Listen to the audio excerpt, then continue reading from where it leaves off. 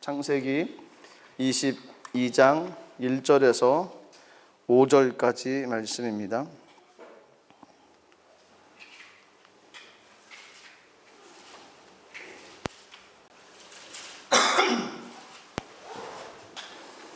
창세기 22장 1절에서 5절까지 말씀을 제가 받들어 봉독하도록 하겠습니다.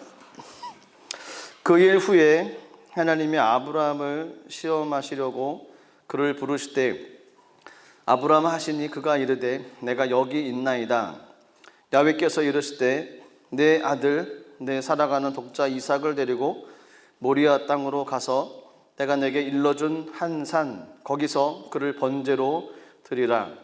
아브라함이 아침에 일찍이 일어나 나귀의 안장을 지우고 두 종과 그의 아들 이삭을 데리고 번제에 쓸 나무를 쪼개어 가지고 떠나 하나님이 자기에게 일러주신 곳으로 가더니 제3일에 아브라함이 눈을 들어 그곳을 멀리 바라본지라.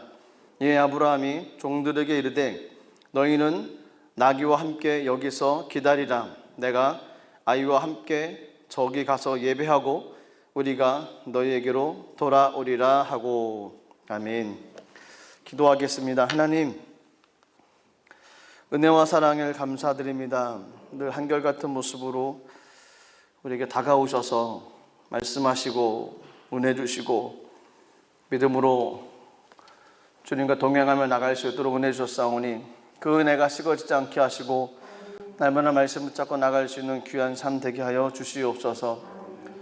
하나님, 이 코로나 시기에 늘 건강 지켜주시고 우리들이 믿음의 반석에 굳건히 서서 환경으로 인해서 어려움 당하지 않도록 하나님 우리들 마음을 붙잡아 주시옵소서. 몸된 제단 위에 함께 해주시고 힘든 시기 무사히 잘 지나갈 수 있도록 믿음의 믿음을 돕도록 하시고 기도의 기도를 돕도록 허락하시며 은혜의 은혜를 더하여 주시옵소서. 모든 믿음의 가정들 지켜주시고 건강과 축복과 행복과 감사가 넘쳐나게 하시옵소서. 모든 문제들이 해결되어지게 하시옵소서. 가정의 기도가 응답되게 하여 주시옵소서. 갈급한 기도 가운데 하나님의 뜻이 나타나지고 하나님께서 길을 여셔서 하나님의 놀라운 역사가 일어날 수 있도록 은혜를 내려 주시옵소서.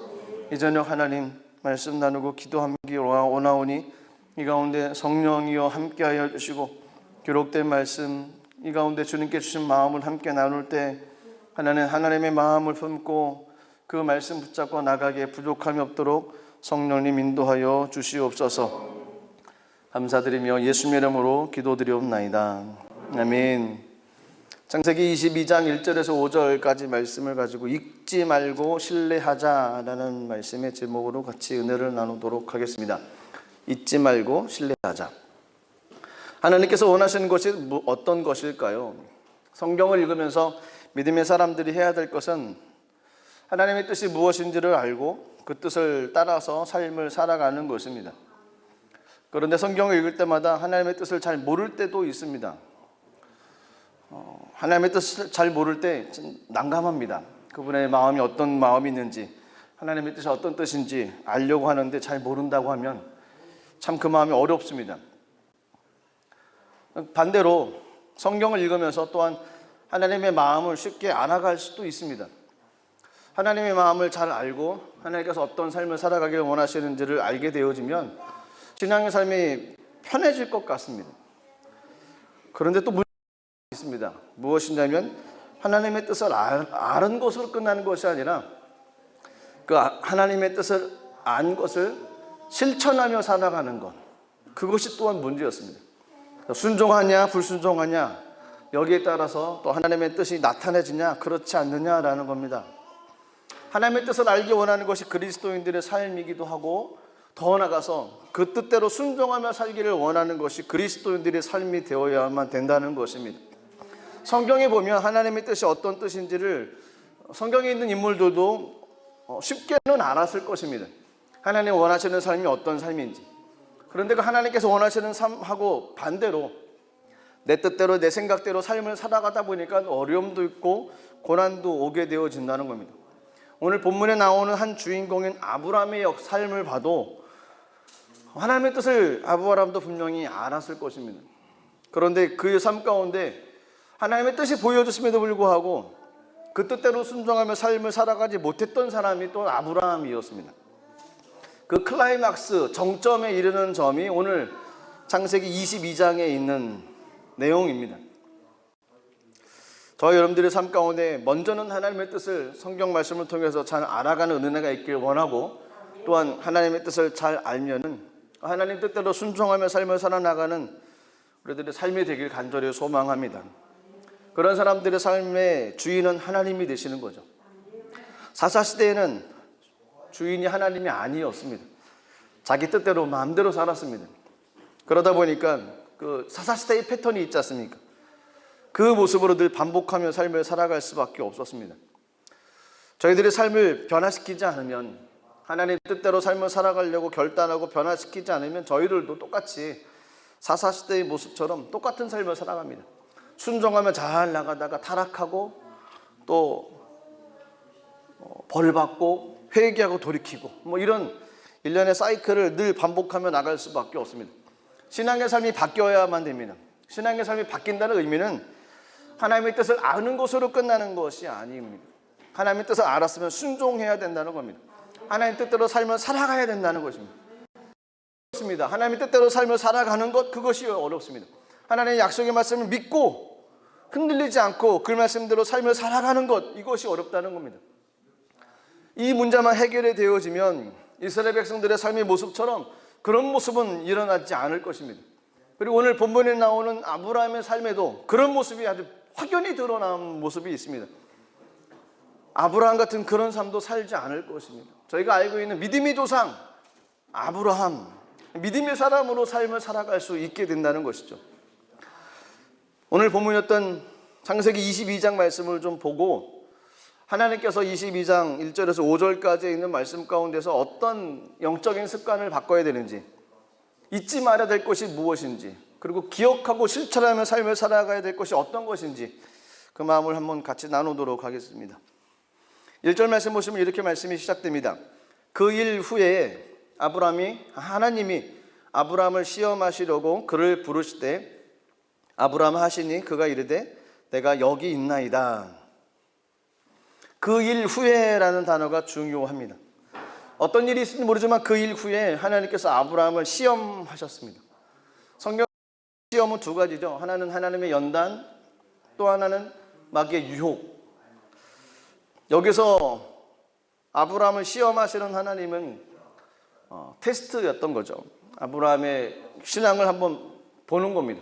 정말 믿음이 있는 신앙인지 삶인지.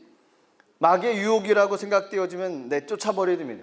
하지만 하나님께 주신 연단이라고 생각되어지면 인내하고 그걸 이겨나가야만 됩니다.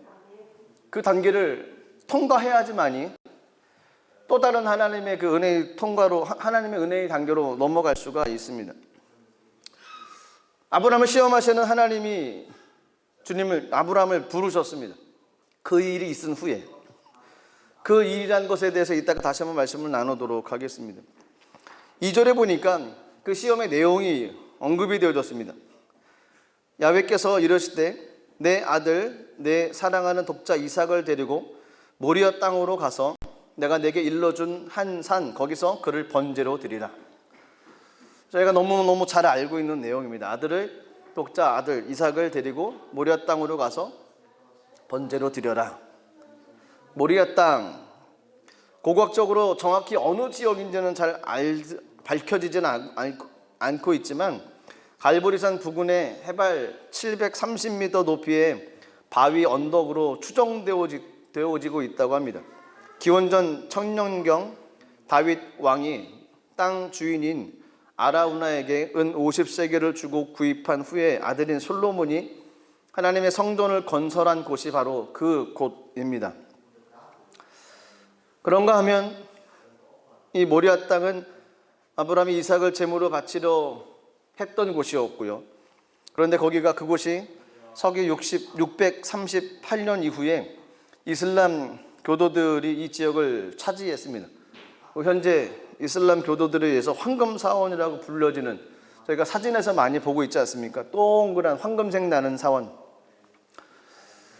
아이러니한 것은 이슬람 성지기도 하고 기독교의 성지기도 하고 유대교의 성지기도 한 곳이 바로 그곳입니다. 늘 분쟁이 있는 곳. 하나님께서 독자 이삭을 모리아 땅으로 가서 그를 번제로 드려라. 번제로 드려라. 이것이 아브라함에게 주셨던 하나님의 연단이었습니다. 그를 번제로 드려라. 이성적으로 생각하면 불가능하죠. 하나밖에 없는 아들을 번제라는 것은 다 이렇게 갈라서 다 태워버리는 거죠. 죽이라는 겁니다. 제물로 드리라는 겁니다. 어느 부모가 이런 일을 하겠습니까? 근데 아브라함에게서 놀라운 일은 3절 말씀 보시니까 아브라함이 밤에 잠을 잤는지 안 잤는지 아마 못 잤겠죠. 이런 하나님의 말씀을 듣고 어떻게 잠을 푹 잘 수 있겠습니까? 3절 말씀이 이렇게 시작됩니다. 아브라함이 아침에 일찍이 일어나 나귀 안장을 지우고 두 종과 그의 아들 이삭을 데리고 번제에 쓸 나무를 쪼개어 가지고 떠나 하나님이 자기에게 일러준 곳으로 가더니 아침에 일찍 일어났다라는 겁니다. 잠을 자고서 깼는지 아니면 잠을 설치고 새벽에 그냥 일어났는지 분명한 것은 고민 속에 시간을 보냈을 것 같다는 생각입니다. 아침에 일찍 일어났습니다. 그리고 나귀 안장을 치우고 두 종과 이삭을 데리고 번제에 쓸 나무를 쪼개가지고 출발을 했습니다. 대단한 결심이에요. 출발을 했다는 것은 이삭을 번제로 드리겠다는 결심이 섰기 때문에 출발을 했던 것이죠. 도착할 장소까지 가는 그 기간 동안에 참 잊지 못할 참 힘든 시간을 보냈을 것입니다. 4절 말씀 보시니까 제3일에 아브라함이 눈을 들어 그곳을 멀리 바라본지라. 3일이라고 하는 시간, 많은 갈등, 다짐을 하고 출발을 했지만 그 마음 가운데 갈등이 없었다라고 얘기할 수가 없습니다. 3일이라고 하는 시간, 그리고 마침내 눈에 보였습니다. 마침내 목적지가 눈에 보이고 멀리서 그 산을, 그곳을 바라봅니다. 얼마나 마음이 무너지겠습니까? 5절 말씀 보시면 놀란 아브라함의 고백이 나옵니다. 이 아브라함이 종들에게 이르되 너희는 나귀와 함께 여기서 기다리라. 내가 아이와 함께 저기 가서 예배하고 우리가 너에게로 돌아오리라. 아브라함의 놀라운 고백이 여기 있습니다. 그 고백은 나귀와 함께 여기서 기다리라 그것이 아닙니다. 내가 아이를 데리고 이삭을 데리고 아들을 데리고 저기 가서 예배하겠다 그것이 아니었습니다. 그 뒤에 있는 부분입니다. 우리가 너에게로 돌아올 것이다. 우리라고 하는 단어를 썼습니다. 우리가 돌아올 것이다. 여기서 우리라고 하는 것은 뻔한 거 아니겠습니까? 아브람과 그 아들 이삭을 얘기를 하는 거죠. 번제를 드리고 죽이고 제물로 드리기 위해서 아들을 데리고 올라가는 아버지 이 아브라함이었는데 그 아브라함이 아들 이삭과 함께 다시 돌아오겠다라고 종들에게 얘기를 했습니다. 이상하지 않습니까? 여기서 한 가지 생각해야 될 것은 아브라함이 하나님의 마음을 알았다는 거였습니다. 분명한 것은 아브라함이 하나님의 마음을 알았습니다. 알았기 때문에 담대하게 고백을 할 수 있었습니다. 우리가 너희에게로 돌아올 것이다. 이 아브라함의 이 고백은 확신에 찬 고백이었습니다. 근데 어떻게 그렇게 확신에 찬 고백을 할 수 있었을까요? 이것이 문제였습니다.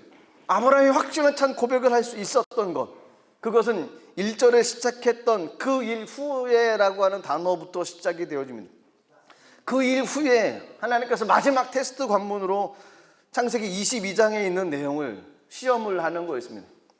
이것이 마지막 통과의 장문입니다. 이것만 통과하면 이제 믿음의 도상으로, 믿음의 사람으로 인정해 주시는 그 은혜를 누릴 수 있게 되어졌습니다. 아브라함의 삶을 돌아봐야 됩니다. 그의 삶 가운데 어떤 일이 반복적으로 있었는지, 또 하나님께서 무엇이라고 반복적으로 말씀하셨는지, 그리고 마침내 아브라함이 어떻게 고백을 했었는지, 그리고 그 일 이후에 창세기 22장에 사건이 나타난다는 겁니다. 아브라함에게 있어서 가장 먼저 되는 사건은 창세기 12장입니다. 창세기 12장 1절, 2절, 3절 말씀 보시면 그 유명한 아브라함에게 주셨던 축복과 언약의 말씀이 기록되어 있습니다. 말씀은 이렇게 되어 있습니다. 야훼께서 아브라함에게 이르실 때 너는 너희 고향과 친척과 아버지 집을 떠나 내가 내게 보여줄 땅으로 가라. 내가 너로 큰 민족을 이루고 내게 복을 주어 내 이름을 창대하게 하려니 너는 복이 될지라. 너를 축복하는 자에게는 내가 복을 내리고 너를 저주하는 자에게는 내가 저주하리니 땅의 모든 족속이 너로 말미암아 복을 얻을 것이라 하신지라. 명령의 말씀이 있었고요, 약속의 말씀이 있었습니다. 약속의 말씀. 저희들의 관심은 약속의 말씀입니다. 하나님의 약속의 말씀, 이것에 관심을 가져야 됩니다. 그 결과 아브라함은 말씀을 따라갔습니다. 창세기 12장 4절 말씀 보시면 이에 아브라함이 야훼의 말씀을 따라갔고 롯도 그와 함께 갔으며 아브라함이 하란을 떠날 때 75세였더라. 아브라함은 하나님 말씀 쫓아서 갔습니다. 근데 물론 주님께서 말씀하셨던 명령에 100%를 순종하지를 못했습니다. 고향과 친척과 아비집을 떠나 보내야 되는데 롯을 데리고 갔던 것이죠. 100% 순종은 아니었습니다. 어쨌든 순종의 모습으로 출발을 했습니다. 근데 그 일행이 점점 가나안 땅에 도착한 이후에 남쪽으로 가기 시작을 했습니다. 왜냐하면 기근이 일어났다는 것이죠. 아쉬운 것은 기근이 일어났을 때 애굽으로 가기 전에 하나님께 여쭤보고 하나님께 기도하는 내용이 없었다는 것이 너무 아쉽습니다. 애굽에 가서 자신 부인을 누이라고 속이면서 위기를 넘기려고 했던 것이 창세기 12장의 내용이었습니다. 창세기 13장으로 넘어오면 이제 아브라함과 롯이 헤어지는 모습이 나옵니다. 롯은 요단 지역을 바라봅니다. 그 지역은 소알까지 온 땅에 물이 넉넉했습니다. 그래서 야훼 동산 같고 애굽 땅과 같다라고 얘기할 정도로 아주 좋은 땅이었습니다. 롯이 떠났습니다. 롯이 떠난 이후에 하나님께서 아브라함에게 약속의 말씀을 또 주십니다. 창세기 12장에 있었던 약속의 말씀보다 좀 더 구체적인 말씀, 창세기 13장 14절부터 17절까지 말씀이 그 약속의 말씀입니다. 읽겠습니다. 롯이 아브라함을 떠난 후에 야훼께서 아브라함에게 이르시되 너는 눈을 들어 너 있는 곳에서 북쪽과 남쪽 그리고 동쪽과 서쪽을 바라보라. 보이는 땅을 내가 너와 네 자손에게 주리니 영원히 이르리라. 내가 네 자손이 땅에 티끌 같게 하리니 사람의 땅에 티끌을 능히 셀 수 있을진데 네 자손도 세리라. 너는 일어나 그 땅을 종과 횡으로 두루 다녀보라. 내가 그것을 내게 주리라. 창세기 12장에서는 너로 하여금 큰 민족을 이루겠다라고 말씀을 하셨는데 13장이 와서는 그보다 더 구체적인 것으로 티끌처럼 많게 해줄 것이다. 땅의 티끌처럼 내 자손이 많아질 것이다 라고 그 많게 되는 자손들의 모습을 구체적으로 점점 약속의 말씀으로 보여주셨습니다. 창세기 15장으로 넘어오면 하나님께서 아브라함에게 나는 네 방패요 너희 지극히 큰 상급이라 라고 말씀을 하셨던 부분이 창세기 15장 초반에 나오면 이 말은 하나님께서 축복해 주시겠다라는 의지가 있다는 겁니다. 근데 그때 아브라함이 했던 고백은 어떤 것이냐면 하나님 저는 자식이 없습니다. 나의 상속자는 다메섹 사람 엘리에셀입니다 라고 얘기를 합니다. 고대 근동 지역에서 무자한 부부가 재산 상속을 조건으로 노년의 부양과 사후의 장례를 책임질 양자를 입양하는 관습이 있었습니다. 아브라함이 그 관습을 알고 있었던 거죠. 그래서 그냥 자기 집에서 태어나 자랐던 가장 신임할 수 있는 종 엘리에셀, 이 사람을 그냥 후자로 삼겠습니다 라고 이야기를 했던 거였습니다. 어떻게 보면 이 말은 지금까지 자손이 없었기 때문에 앞으로도 주시지 않을 것이다 라고 그가 생각을 했던 거였습니다. 놀라운 것은 창세기 12장, 창세기 13장에서 주셨던 하나님의 약속의 말씀들이 창세기 15장에 와서는 그 말씀들이 잊혀져 가고 있었다는 겁니다. 이것이 무서운 것입니다. 하나님의 약속의 말씀을 받았습니다. 그것도 재차 2번씩이나 받았습니다. 구체적으로 받아가기 시작했습니다. 그런데 그 약속의 말씀이 시간이 지나면 지날수록 사라져간다. 이것이 마음이 힘든 것입니다. 그런 아브라함에게 다시 한번 말씀을 해주는 것이 하나님입니다. 창세기 15장 4절 5절인데요. 이렇게 되어 있습니다. 야훼의 말씀이 그에게 임하여 이르시되 그 사람이 네 성석자가 아니라 내 몸에서 날 자가 내 상속자가 되리라 하시고 그를 이끌고 밖으로 나가 이르시되 하늘을 우러러 무뼈를 셀 수 있나 보라. 또 그에게 이르시되 내 자손 이와 같으리라. 어떻습니까? 약속의 말씀이 점점 구체화된다는 거죠. 잊혀져 가고 있는 아브라함을 밖으로 데리고 나가서 하늘을 바라보게 하셨습니다. 하늘에 있는 수많은 별들을 보면서 이와 같을 것이다 라고 다시 얘기를 하는 것이 창세기 15장이었습니다. 창세기 16장에는 어떤 사건이 일어난지 아십니까? 사레가 하갈이라는 여종을 통해서 자녀를 얻겠다라고 이야기를 합니다. 아브라함도 오케이 했습니다. 그리고 이스마엘을 낳았습니다. 그것이 창세기 16장입니다. 17장에 와서는 하나님께서 사라에게 이름을 바꿔라. 열국의 어미가 될 것이다. 열국의 아비가 될 것이다. 이름을 바꿔주는 것이 17장에 나옵니다. 그랬더니 아브라함이 웃으면서 마음속으로 이렇게 얘기를 했습니다. 100세 된 사람이 어떻게 자식을 낳을 수 있습니까? 하갈을 주셨으니까 그냥 하갈을 통해서 이스마엘 주신 아들 그냥 이스마엘이나 잘 키우겠습니다 라고 이야기하는 것이 17장에 나옵니다. 이 하나님께서요 창세기 17장 21절에 더 구체적으로 이렇게 얘기했습니다. 내 언약은 내가 내년 이 시기에 사라가 내게 낳을 이삭과 세우리라. 창세기 12장, 창세기 13장. 그리고 시간이 가면 갈수록 아브라함과 사라의 가정 속에서는 약속의 말씀을 믿고 끝까지 가는 것이 아니었습니다. 믿고 가다가 또 떨어지고요. 하나님 다시 약속의 말씀을 주시면 또 일어나서 가다가 또 믿음이 식어지고요. 그러면 또 다시 하나님께 약속의 말씀을 점점 구체적으로 주십니다. 이삭과 세우겠다라고 말씀을 하십니다. 창세기 18장에서는 하나님의 사람이 아브라함을 방문합니다. 아브라함에게 아내 사라가 있느냐라고 물어봅니다. 갑자기 그 사람이 이렇게 얘기했습니다. 내년 이맘때 내가 반드시 내게로 돌아올 것이니까 내 아내 사라에게 아들이 있을 것이다. 하나님의 사랑이 창세기 18장에 또다시 하나님의 약속의 말씀을 이야기를 해줍니다. 근데 그때는 아브라함과 사라가 나이가 많았습니다. 그리고 사라는 여성의 생리가 끊어진 상태였습니다. 자녀를 낳을 수 있는 확률이 전혀 없습니다. 의학적으로 불가능한 때였습니다. 그래서 사라가 속으로 웃었습니다. 하나님께서 그렇게 얘기하셨습니다. 창세기 18장 13절 14절 말씀 보시면 야훼께서 아브라함에게 이르실 때 사라가 왜 웃으며 이르기를 내가 늙었거늘 어떻게 아들을 낳으려 하느냐. 야훼께서 능하지 못한 일이 있겠느냐. 기한이 이를 때 내가 내게로 돌아오리니 사라에게 아들이 있으리라. 창세기 12장부터 창세기 20장까지 내용이 반복입니다. 어떤 반복이냐면요, 하나님이 약속을 주십니다. 그런데 그 가정은 약속을 까먹습니다. 다시 약속을 재차 확인시켜 주십니다. 근데 또 까먹습니다. 하나님 약속을 더 구체적으로 또 주십니다. 근데 또 까먹습니다. 그리고 관습과 문화를 통해서 어떻게 그 환경을 이어나가려고 합니다. 하나님은 또다시 약속의 말씀을 주시고 더 구체적으로 이제 시간까지 이름까지 점점 하나님의 약속의 말씀을 구체적으로 가는데 그 가족은 하나님의 약속의 말씀을 자꾸 잊어버리는 겁니다. 자꾸 잊어버립니다. 그러다가 결국 이 가정이 고백을 합니다. 이 고백이 엄청난 고백이었습니다. 창세기 21장 1절에서 7절까지인데요. 이렇게 고백을 합니다.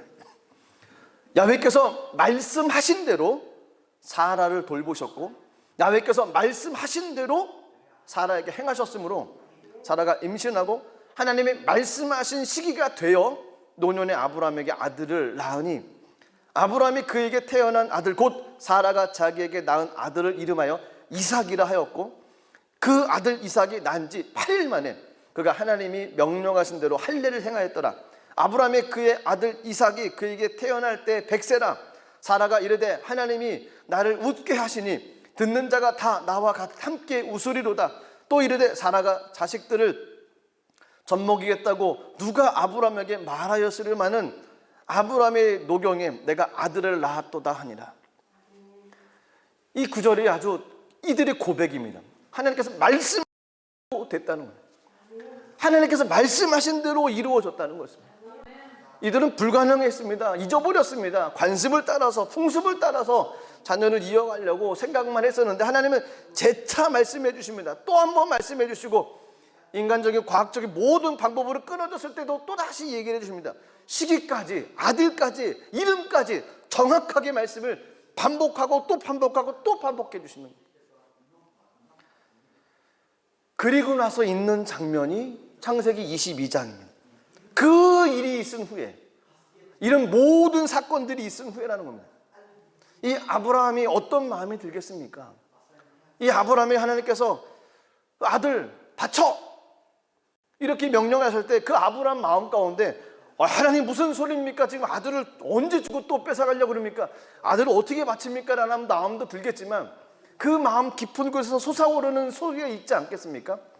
하나님 말씀하시는 거는 대안이 있다는 겁니다.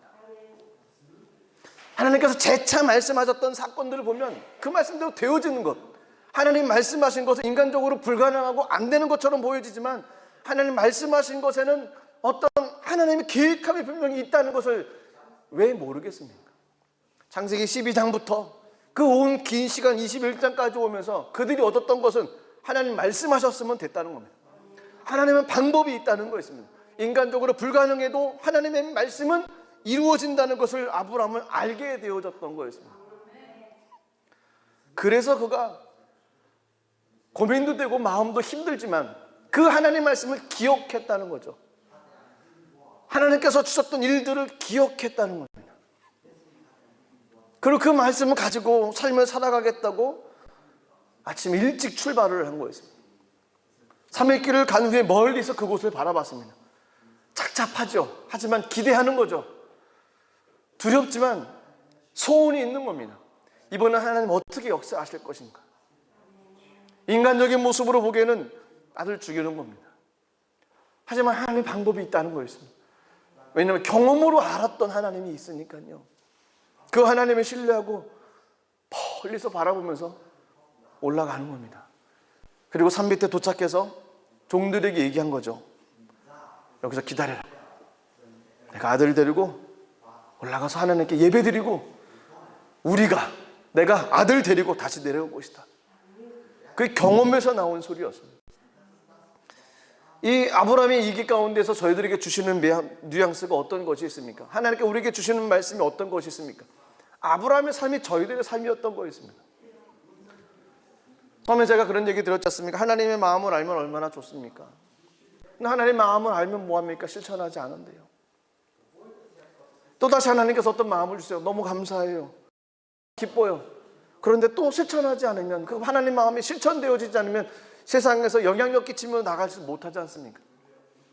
아브라함에게 재차 말씀을 해주십니다. 말씀 주시고 또 말씀 주시고 구체적으로 또 말씀 주시고 또 말씀을 주셨습니다. 아브라함은 그 말씀 받을 때는 좋았겠죠. 하지만 그 믿음이 또 식어지면 세상 방법을 통해 나가고 또 은혜 주시면 또 올라오고 또 은혜가 식어지면 또 세상으로 떨어지고 또 은혜 주시면 또 하나님 은혜를 가지고 또 주님 앞에 나가고, 저희들의 삶이 아브라함의 삶의 모습이었습니다.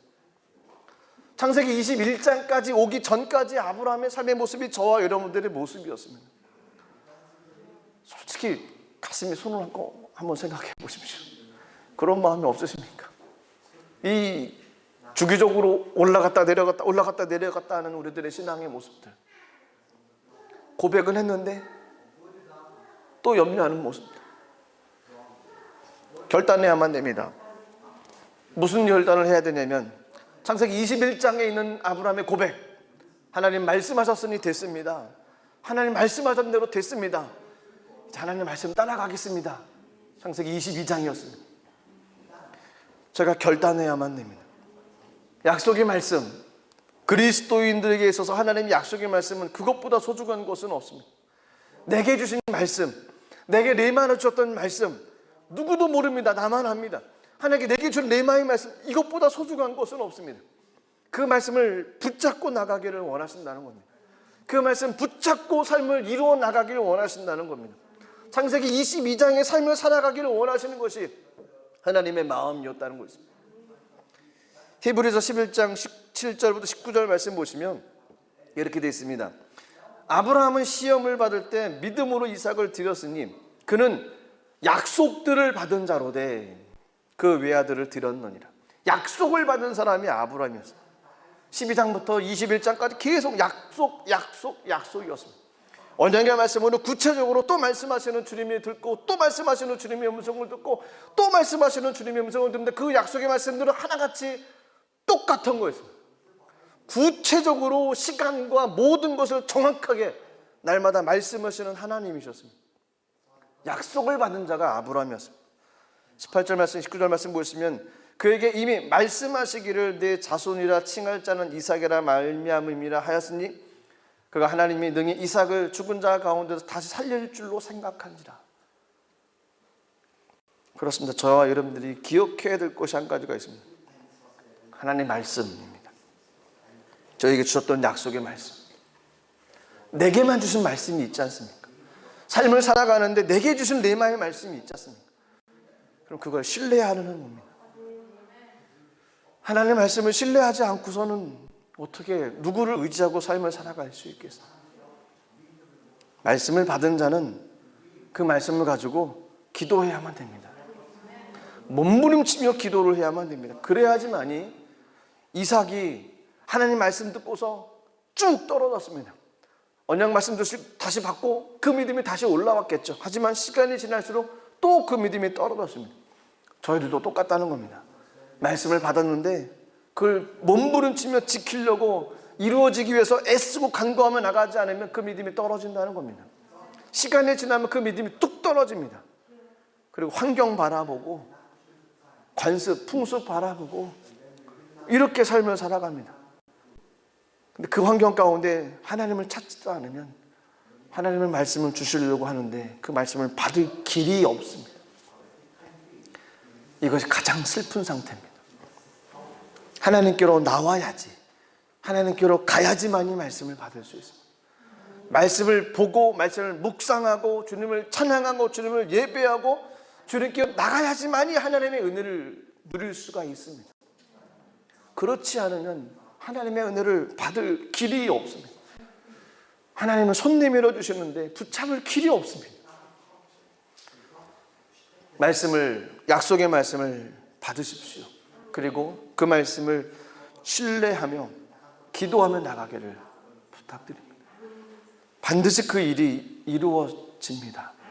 아브라함의 삶을 통해서 역사하셨던 것처럼 샘플로 보여주신 아브라함의 삶, 우리들에게도 그런 하나님의 은혜가 반드시 임할 것입니다. 그 은혜 붙잡고 나가신 우리 모든 분들 되시기를 주님의 이름으로 축복합니다. 기도하겠습니다. 하나님, 주님의 은혜와 사랑에 감사드립니다.